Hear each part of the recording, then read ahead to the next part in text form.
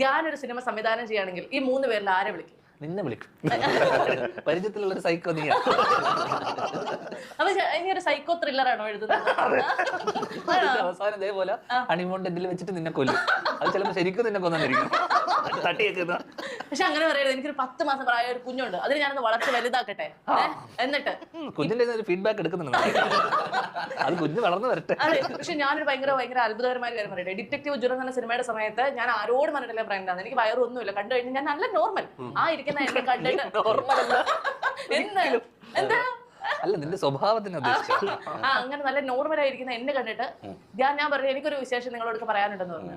ആ കണ്ട മാത്രമേ ധ്യാനോട് പറഞ്ഞു നീ പ്രഗ്നന്റ് ആണെന്ന്. അത് ഇപ്പോഴും ആൾക്കാർ എന്നോടൊന്ന് ചോദിക്കുന്നത് അത് സ്ക്രിപ്റ്റഡ് ആണോ എന്ന്. എത്ര പെമ്പിള്ളേരെ കണ്ടിരിക്കുന്നല്ലേ മുഖം നോക്കി പ്രഗ്നന്റ് ആണെന്നൊക്കെ പറയാൻ ഞാൻ. അത് എങ്ങനെയായിരുന്നു ആ ഒരു എന്താ പറയാ ഉൾവിളി ഉണ്ടായത്? എനിക്കൊരു വിശേഷം ഉണ്ടെന്ന്